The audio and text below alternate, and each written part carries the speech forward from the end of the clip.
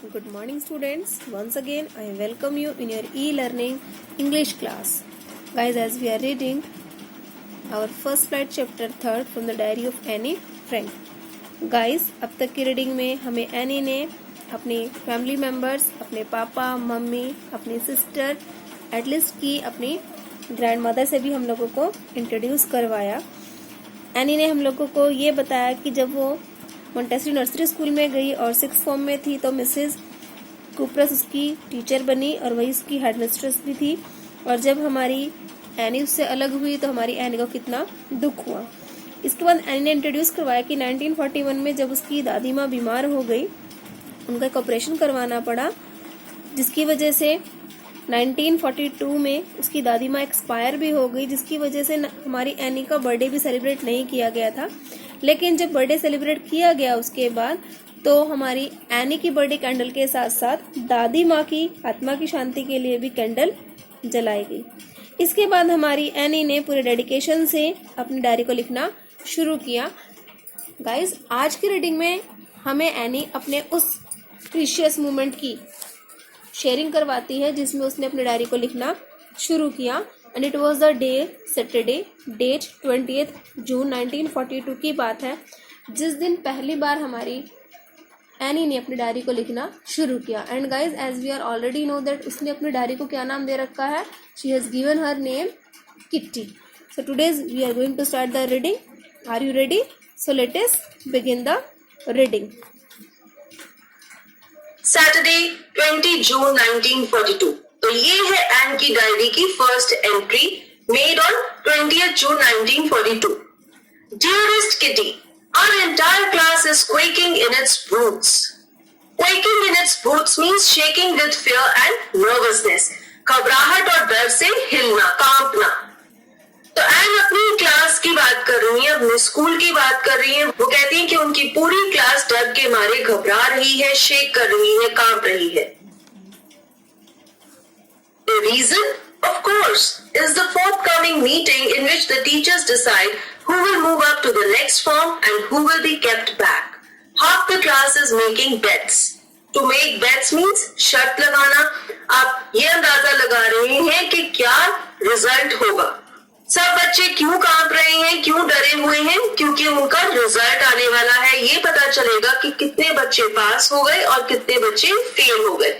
इसलिए सारी क्लास के बच्चे ये अंदाजा लगा रहे हैं कि क्या वो पास होंगे या फेल होंगे, और इसी वजह से वो डर के मारे कांप रहे हैं और घबरा रहे हैं। GN and I laugh ourselves silly at the two boys behind us, CN and Jackus, who have staked their entire holiday savings on their bet.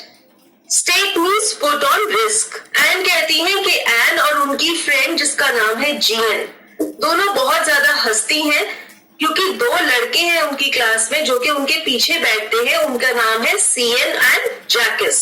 इन दोनों लड़कों ने शर्त लगाई हुई है और उन्होंने अपनी सारी जो बचाई हुई पैसे हैं, हॉलीडेज में जो वो पैसे बचाते हैं, जोड़ते हैं, वो रिस्क पर लगाए हुए हैं, स्टेक पर लगाए हुए हैं। आपस में शर्त लगाई हुई है कि कौन पास होगा और कौन फेल होगा। तो सारा दिन ये दोनों लड़के आपस में यही डिस्कस करते रहते हैं कि क्या वो पास होंगे या फेल होंगे। और उनकी ये हालत देखकर एन और उनकी फ्रेंड GN बहुत ज्यादा हंसती हैं। ऐसे लगता है कि वो हंस हंस के पागल हो गई है। From morning to night, it's you're going to pass? No, I'm not. Yes, you are. No, I'm not. तो एन कहती है कि वो जो दो लड़के हैं CN एंड जैकस, वो सारा दिन सुबह से लेकर रात तक यही बातें करते रहते हैं। तुम पास हो गए? नहीं, मैं नहीं होगा। हाँ, तुम हो गए? नहीं, मैं नहीं होगा। तो वो ऐसे ही करते रहते हैं। और ऐसे जब वो करते हैं तो उन्हें देखकर एन और उनकी फ्रेंड GN बहुत ज्यादा हंसती है। Even G's pleading glances and my angry outbursts can't calm them down. Pleading means requesting.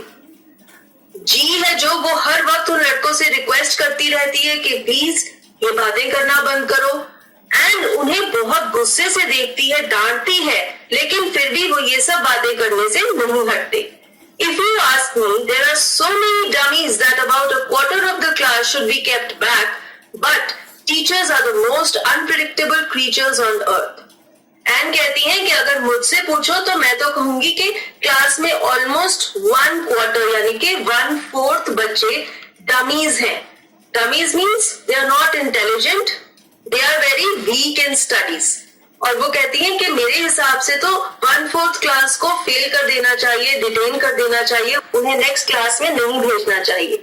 लेकिन एन कहती हैं कि पता नहीं टीचर्स क्या डिसाइड करेंगे, because they are the most unpredictable creatures on earth.